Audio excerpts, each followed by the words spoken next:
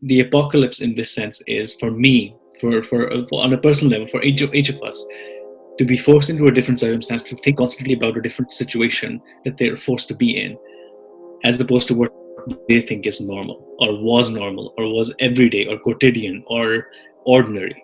We are living through extraordinary times at a very sustained level. So that's the personal level. But at the same time, the world is going through the same thing. So that's the global pandemic, which brings other revelations about how people will act as a society, how people will act as a nation, what kinds of revelations we can see in terms of human nature. Will people still go out and party? They will, of course. As we've seen, the super spreader events will still go on. People have disregard for other people to such an and for their own lives to such an extent that they will not worry about the apocalypse. They'd rather party than, or they'd rather hug their loved ones or people they meet. There's many different revelations going on the global level, on the personal level, and on a micro society level that's in the middle somewhere. Ladies and gentlemen, thank you so much for joining us again on AskHowAbout. I'm your host, Pranay J. Reddy. God, I love saying that. Now today, we're going to talk about something which, in my opinion, is the theme of 2020. The apocalypse.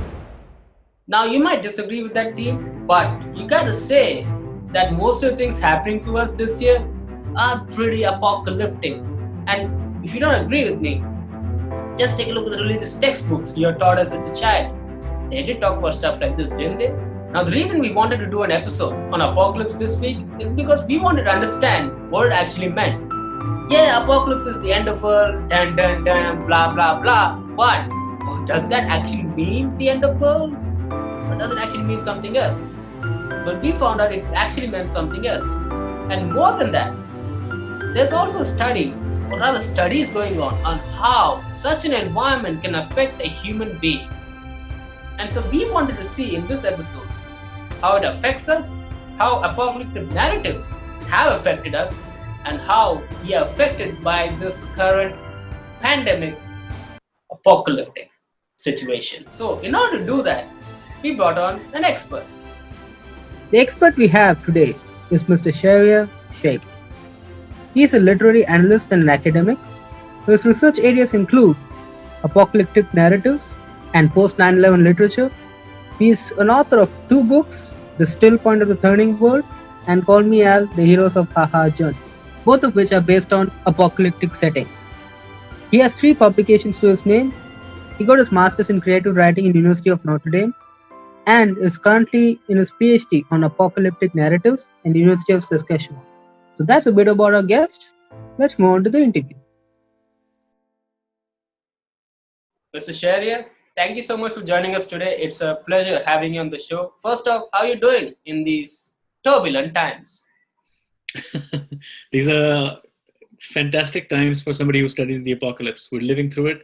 I'm studying it and also suffering a bit through it, just like everybody else. The loneliness gets to me sometimes, but I'm in a good position, thank God. But wait a minute, you just said, so we are living through the apocalypse because you're an expert in that stuff. So we are living in some kind of an apocalyptic time, yes. Wow, so I was really hoping for some more optimism, but okay, fine. Let's just accept that. But I'm glad you brought it up. I'm glad you think that. Oh, no, wait, I'm not glad you think that. But if anything, you would know best. So that's why I wanted to talk to you about apocalypse today. And before we get into everything that's happening right now, let's just first define what apocalypse is for all of us. Like, we know apocalypse as this end of all times kind of thing, but is that how it started? Is that what it really means? Great question, and I think the answer to this might make you okay with feeling great about living through an apocalyptic time. Apocalypse, the word comes from Greek. The etymological meaning of the word is not the same as the popular culture usage of the word as it is right now in terms of the end time disaster, the world ending calamity. The word comes from apo and calypse, which is like lifting off the veil or before the veil. So the meaning is revealed. So it's about revelation. That's where the apocalypse comes from. Revelation, the hidden reality behind the apparent reality. Why it gets associated with the end is because usually you find out what the hidden reality behind the apparent reality is at the end. So even though in the disaster movies we don't get any revelations at the end, the word apocalypse has been associated with them. So zombie apocalypse, the comet apocalypse, and those kind of things have become the apocalypse rather than the apocalypse of the revelation. The word itself is about revelation. It's about revealing mysteries. So, let's say in turbulent or apocalyptic times, more of yourself is revealed. Is that what that means? Am Oh, I good? that's a great question. There's several levels of apocalypse happening in the world right now. You're right to say that there's personal apocalypse is happening as well as world apocalypse is happening. There are several different levels. So right now, it will reveal to me what my relationship is within my own microcosm of a family, because I'm forced to be with them more often.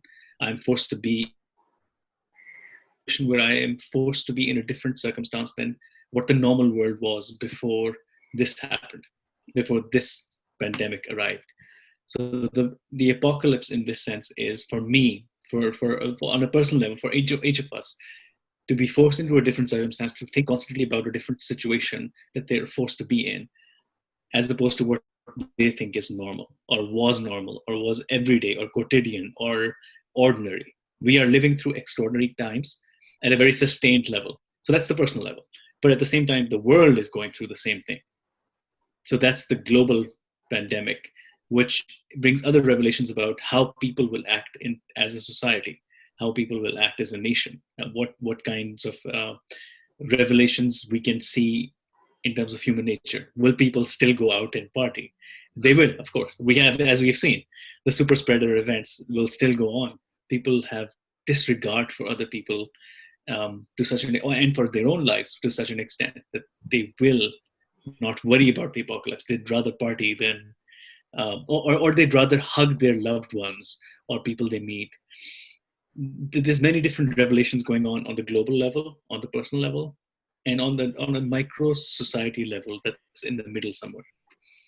I don't want to deviate too much from the topic, but I have to ask this. In your opinion, do these people who attend these events or say like, oh, you only live once, who cares? Like, you realize you're wasting your only chance to live right now by doing this. I'm not saying coronavirus is this very deadly plague. Yeah, it does. It's not as infectious as, it's very infectious, but it's not as deadly as others. But still, you might be the reason someone else might die. And is there a reason of lack of awareness? Is that one of the reasons why this is happening, or is just I really don't care? There's several things going on there as well. There are um, people who are risk prone. They like to take risks. They love to play. If you hand them a gun and say there's one bullet in the chamber, they would love to play the Russian roulette just for the thrill of it, the kick of it. And then there are people who don't want to take any risks because they have too much to lose. They feel invested in their lives because they've built something. The younger you are, the less invested in your own life, the less achievements you have gathered together in your own life through hard work, through your parents' hard work, that you actually realize are hard earned achievements. I think you would be more prone to risking everything.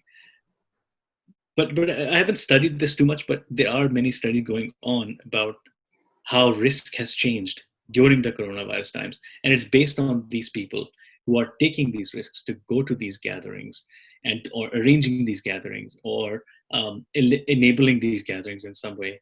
And people who don't like to put on masks for whatever reason.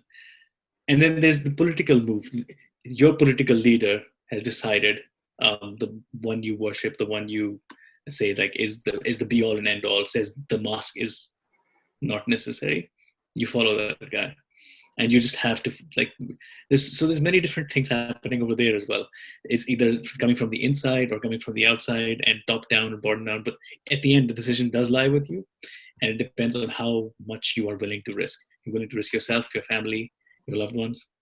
You just do it. So, well, well, that's actually pretty interesting. Like studies being done on risk, change in risk during this time. It's something pretty cool to. If the viewers want to watch and go and read about it, please do. It seems pretty cool, to be very honest. And well, coming back to this, coming back to Apocalypse, and rather now you're interested in why did you jump in it, and can other people, is there a future in reading Apocalypse and understanding what it is about for everybody else, and what made you so interested? I have a very strange story about why I got interested in the apocalypse. But before that, I'll tell you that anybody can get involved in the study of the apocalypse right now. You can come on it from many different angles, like popular cultural depictions of apocalypse, or the end of the world scenarios, like such as zombie apocalypses, such as disaster movies, such as climate change, which is the real world apocalyptic situation that we're living in, and the recent Cold War, which had the nuclear mutual assured destruction situation. And so there's many different ways to come at it, like from political studies, from literature, and from climate studies. So there's many different ways. Myself, I got interested, let's say, in the apocalypse when Ustad Nusrat Ali Khan died. When Ustad Nusrat Ali Khan died, I went out and bought all of his cassettes and CDs in Pakistan. And my brother was like, now that he's dead, you're interested in him? And I just replied and said, I can now make sense of all of his collection because his life has been complete. It matters where you end your life, what your life means. Right. So that's your personal apocalypse. That personal apocalypse made sense to me at that time. And then I was reading in college this one book by a Sufi saint, Hazrat Ali Ajveri, called Kashful Mahjoob. The Persian translated into English by Nicholson. And the title of that actually means revealing by lifting the veil, which is literally the apocalypse. And I got interested in that. I got interested in finding out one single person's life's meaning. And that stayed with me until 2014, which is when I applied for my PhD in doing an advanced study on this topic. Before this, I had a master's in creative writing and a bachelor's in English literature. But specifically, the apocalypse began to interest me when I read a few literature texts about it, such as The Road, Cormac McCarthy, such as J.M. Coetzee's The Childhood of Jesus, and a couple of other texts. But I built a thesis, and I wanted to investigate apocalypse theory. And when I went to where I am right now, University of Saskatchewan, working with Dr. Lindsay Banco, I am continuing my studies. I published a few articles and essays and a chapter on the apocalypse in different forms of literature and film. And I'm continuing from here because it looks like it's always going to be prevalent in our future. As it has been. Every generation believes they are living through the apocalypse in the biblical sense or in a different religious context. And even secularly, we are getting close to the end.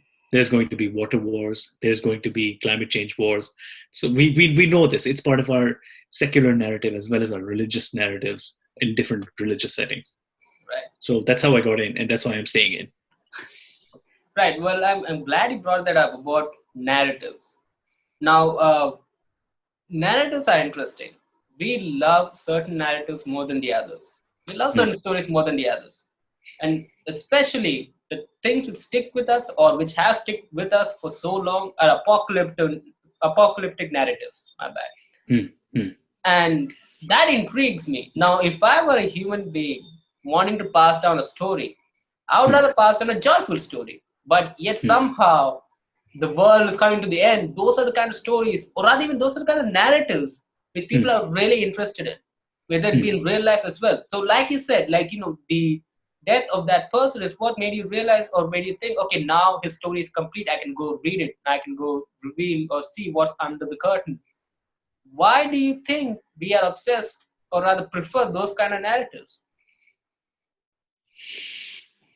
I don't So for me, it's difficult to find why the general world is interested in it, but I feel like it's partly to do with trying to find meaning.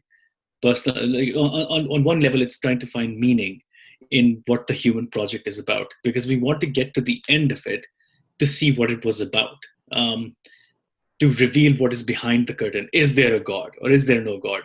Was anybody right about predicting what was happening all this time? And we're also future oriented as human beings, where we're always wanting better and good for ourselves and abundance for ourselves. But at the same time, we also have this knack of worrying, and that worry sometimes turns into this death drive or thanatos, which is like wanting it to end, wanting to get to the end, like even if it's disastrous, even if it's like um, the saddest thing, just get it over with. We want to get it over with. We want to get done with, just to see what's on the other side. But I think there's also the um, fear of impermanence as we exist right now. How should I put this?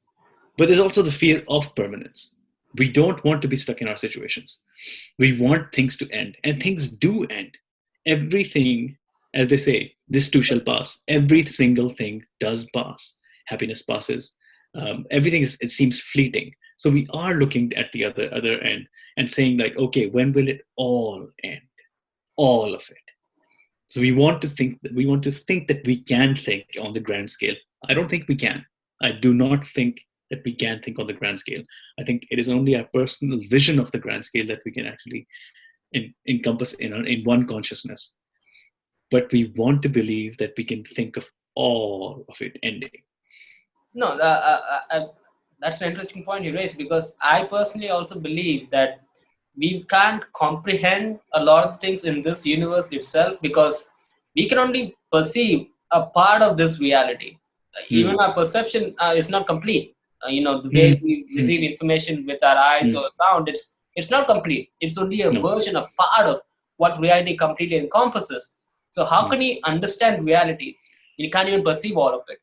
That's how I look at it. And so I'm glad you brought it up, because it also shows the reason, or rather, why apocalypse survived for so long is because the need for the understanding of what is happening or what is gonna happen.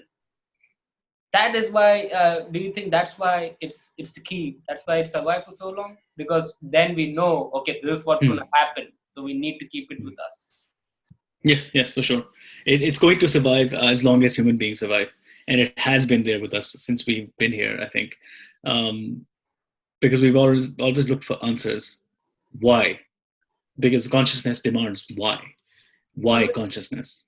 Yeah, so glad you made that point, because that also means humankind was not the same, or is not the same what it once was, and its stories aren't the same what it once was. So how apocalyptic narratives changed over time?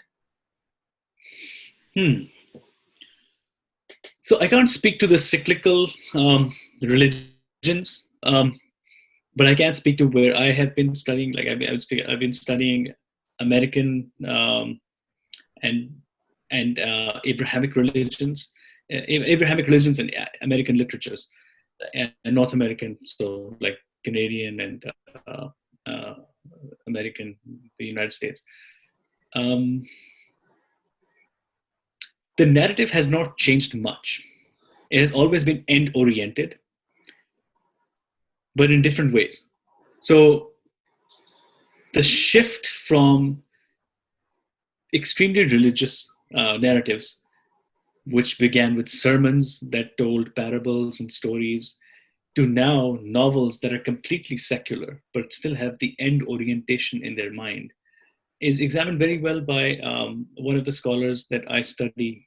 His name is Frank Kermode, and he's written in The Sense of an Ending, his book, how Western literature is all geared towards an apocalyptic, teleological, in the sense of like finding purpose through apocalypse. So all the characters are oriented towards the end, And there's this one very specific concept that he introduces in the book, which is something that I find very useful for studying our pandemic situation right now. So there's ordinary time, which is called chronos, Chronos, chronos, Right. which is ordinary passing time. Like you go to school, you come back, like you don't remember any of it the next day because it was ordinary time. And nothing happened. It's just succession of one moment after the one moment after one moment. It's the passage of time, ordinary time. But then sometimes you get revelatory time, kairos, Kairos. And that time is revelatory, it's significant, it has it brings meaning forth, some things happen in it. So literature has these moments where an author will describe just what's happening in a day, and then something significant will happen, which is part of kairos. So kairos is the apocalyptic time happening. And right now in the pandemic, we are living through a sustained kairos. So think of it as like this. Like there's this character in Mrs. Dalloway by Virginia Woolf, Septimus Prime. He comes back from the war and he is shell shocked and he has PTSD. So in that post-traumatic stress disorder, he finds every single moment, every single thing, every single concept to be apocalyptic and revelatory. He is just constantly looking for meaning in every single thing and every single moment. And it is devastating for him. He commits suicide because he can't take it. We're not meant to take everything as revelatory. Otherwise, we would just, our minds would implode. Okay. But right now, we are living through a time that is not at the level of PTSD, but it is a sustained, low-level, like subtle trauma happening constantly because we are forced to do something. It is not by choice that we do, that we either protest against the mask or put on the mask. It's something that's forced upon us. Like it's an authoritarian thing almost. The virus is changing our lives. We are in the kairos, that apocalyptic frame of mind. And we have been for the past few months now. And it's going to continue, it seems, for a long time. So I forget your question, but the point is that I don't think the revelatory idea of the ending has changed at all in history. Every generation believes that the world is going to end with it or is very close to it, either through religious means or secular means. The secular is getting very, very close now. In the 90s and the 80s, the secular problem was the nuclear bombs.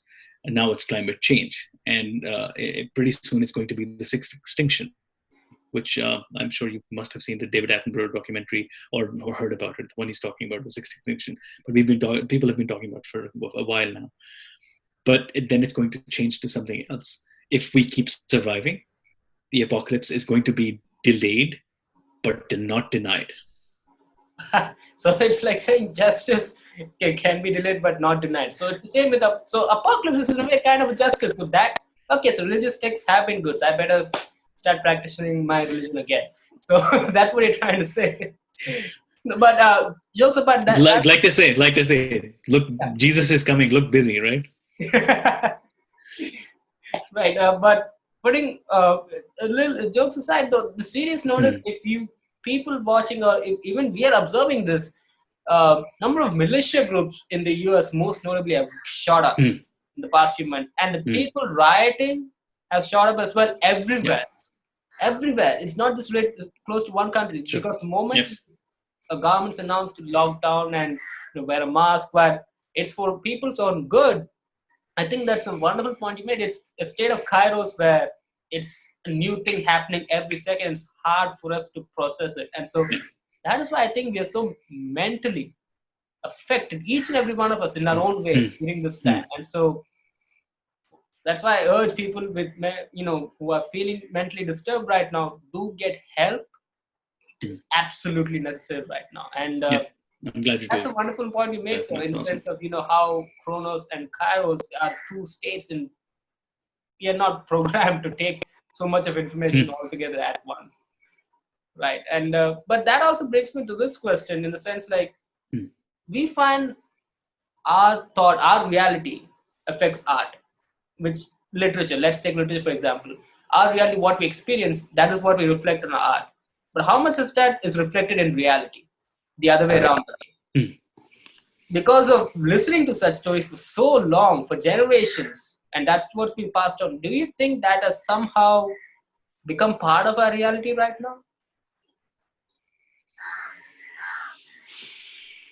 In modernist times, it was easier to see in modernist times. Supposedly, like from our historical perspective, in like hindsight 2020 and all that, or maybe not 2020, but just like coloring the past.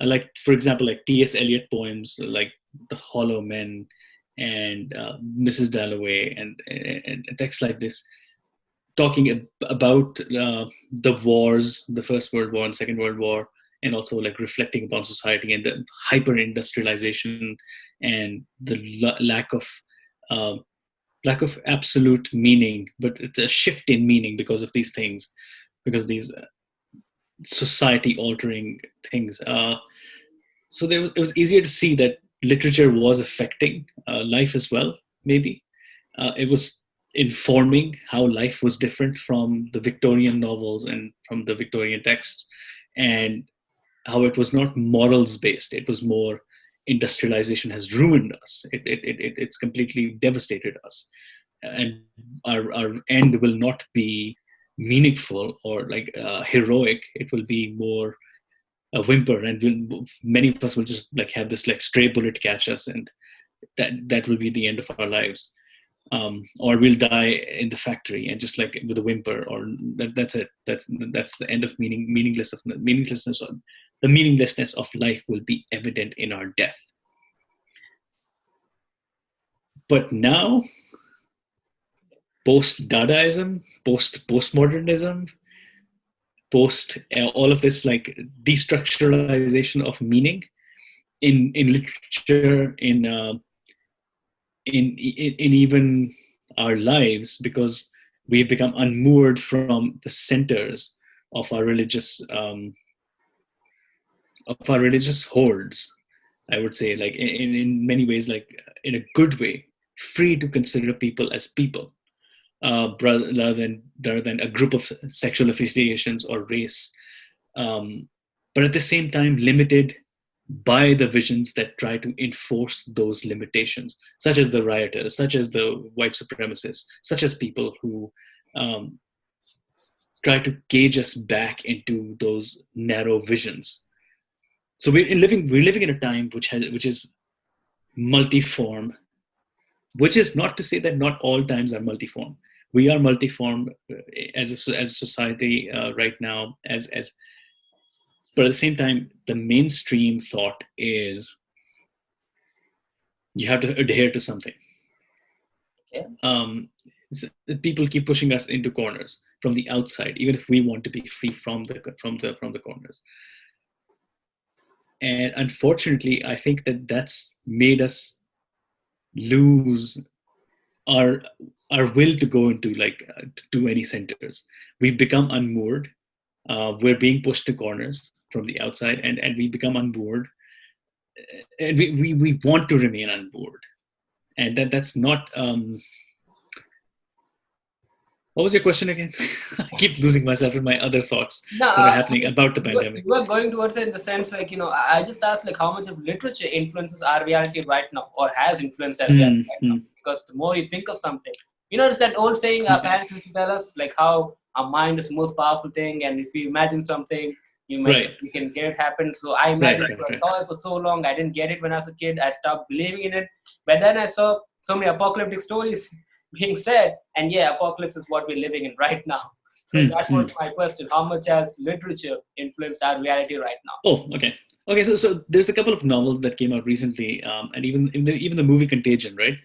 Contagion was about a pandemic that started in China and then went all around the world and killed a lot of people, and then it was cured by vaccine, like that. And then that's what we're hoping for in the real world as well. And then there's a couple of novels by Canadian authors.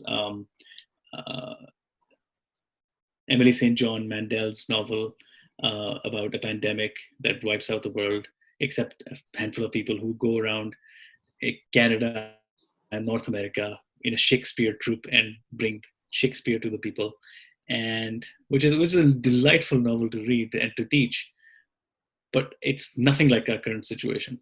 And then there's this other novel by an immigrant author. I forget her name right now, but it's very close to what the pandemic situation is right now. But at the same time, like, I don't think that she is creating the pandemic by having created that novel, right? So our situation informs literature, and literature informs our situation, yes, but only to the extent where character development can happen, I believe. Okay. I don't think plots can be mapped onto reality. You can many novelists have tried to predict what's going to happen in the future, and that's, I think, one of the prediction based novels.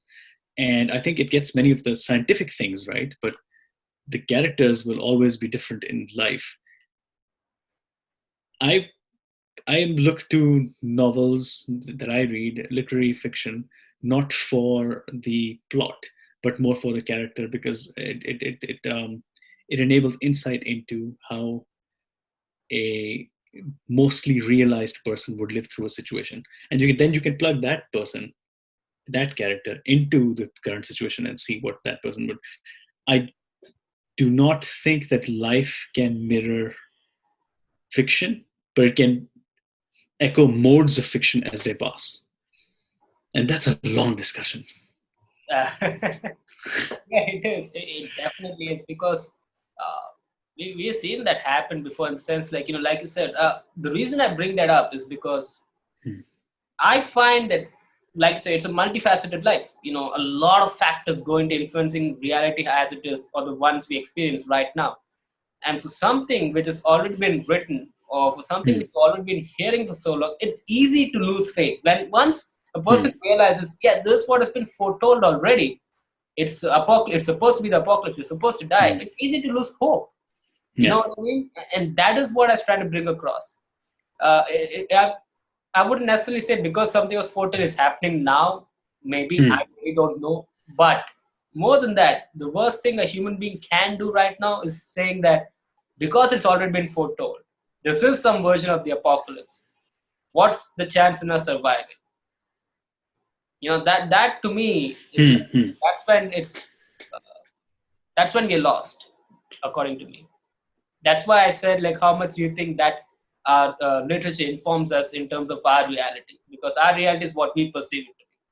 And if we perceive it to be as the end of all time, it is the end of all times. Right. At the same time, I do think that creating literature which is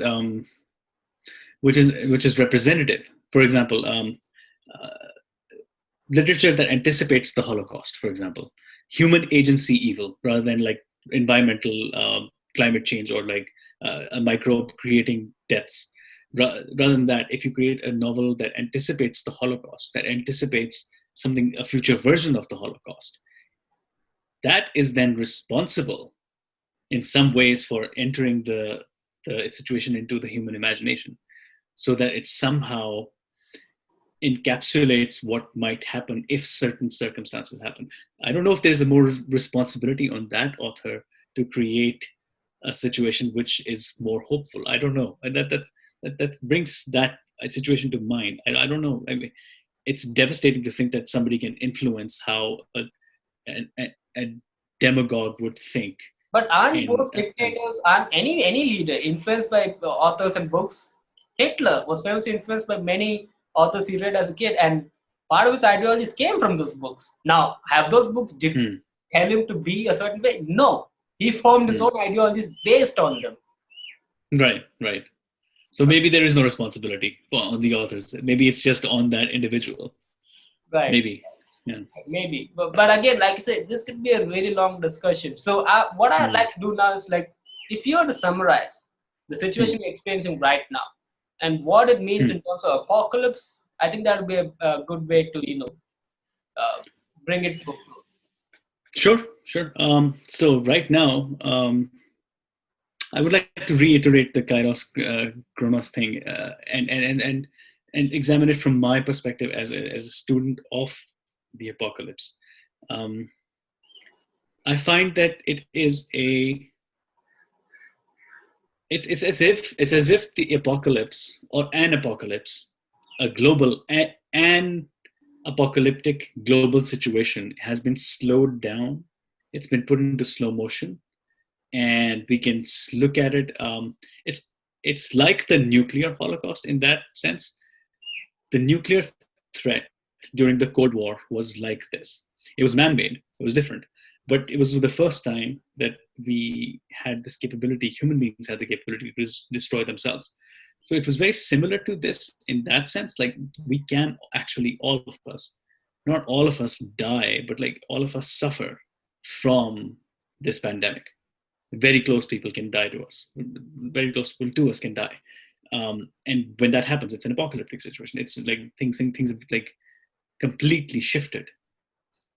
Even if not that, economies can be devastated, and they are being devastated. But it can be on a scale much larger than right now, to the nth degree of what's happening right now. Like supply chains can break down, things like that, right? So those conjectures are um, in our current mindset of the worst case scenario that's possible in, say, like 2-3 years, if this keeps continuing, and if the governments are forced to keep shutting down, opening up, shutting down, opening up, those cycles, right? But the situation is one of sustained kairos, which can give us glimpses into who we are, what we have prioritized as societies, what we are neglecting as societies. Why have we not prioritized health? Why have we not prioritized de-escalating tensions between countries and developing, and even the nation state itself? Why have we not developed that as a concept into a self-sustaining, all-encompassing, benevolent entity, rather than something that excludes the outsider and maintains a certain level of poverty among the masses, just to keep the class structures in place, just so the class structures can interact throughout the world, with each other. As there's so many ways of looking at this, but my way of looking at this is it's given us opportunity. My way can shift completely if somebody close to me dies. Yes. It will be a different pandemic for me, and it is a different pandemic for over 1 million people now, and like over multiple millions of people associated with those 1 million people who have died, and the multiple millions of people who are still suffering the symptoms even after having been cured. Right. So I am one of the lucky ones in the sense that I don't know the most devastating part of this pandemic, but I am also hoping to contribute by generating knowledge about it that helps us in the future generations. I don't want to be an idle person sitting by, even though I am not affected by it. But I don't think only those who are affected by it can contribute. It's in fact our duty as a global society to contribute while, or during, or right after this thing ends. And it's difficult to know right now if we will do the right thing, or if we will do something that does contribute, but we have to try. Yeah, try. That's beautifully said. So very well said. In the sense, like, I think this is we've discussed this, or rather, I've discussed this with previous people as well, where this has given us an opportunity to take a step back and see what the world is and what we are, and that has actually revealed a lot of things. Apocalypse. So it's the revelation behind the curtain. Yeah. Yeah, and that's wonderfully said. All we can do is try and hope to do the best. Because, like I said before, you lose hope, we are technically lost as a species. So, well, that was wonderfully put. So, thank you so much for doing this with us. And really, like, talking about apocalypse, I thought would be much more dreary. But I'm glad to say I'm a bit more optimistic after, after discussing about this. I'm so happy to be part of the reason why you are optimistic about this. But you are doing an amazing job. I think your concept of this show is a necessary thing, where knowledge can come together and inform us about this condition that we're going through, and people with different backgrounds are coming together. And I'm loving the platform that you're creating. Keep doing a great job of this. Thank you. Well, thank you so much for saying that. It really means a lot to get that compliment. And I'm going to end the interview on that compliment. Thank you so much for joining us. Thank you for being here. Thank you, Pranay. Now that concludes the interview. And there's a lot of information to process, kind of like this year. Because if you think about it, every second there's something happening and it's not easy for us to process all of those. And that is why I said all of us, in a certain way, could be mentally affected. And so please, if you feel you are, as I've urged before as well, do get mental help. Do get help, man. It's nothing wrong. You have to do it because it's needed right now. Now, as pertaining to this year, this quote-unquote apocalyptic year, well, it's helped us take a step back and look behind the curtain, like what the word actually means. It's made us realize who we are as people and as a person. Now, that's one of the reasons why so many people are standing up. I'm glad to see so many people standing up to oppression, against social injustice, and that means we are truly, or at least some of us, truly have some good sense in them. And that to me is really optimistic. Now, in terms of the apocalyptic part of this year, you've read so many stories as a kid that eventually we'll all die. And yeah, we do. All things like then the interview come to an end. But it also shows your character of if you're willing to do something about it, or are you just gonna sit back and lose hope about the situation. Who knows, man, you could be the hero of the story. So on that optimistic note, I'd like to end this episode. And if you did like our take on apocalypse, and if you did like this episode, do like it. Seriously, do like, share and subscribe. And if you did not like it, well then, I remain hopeful that you do like, share and subscribe. Thank you so much.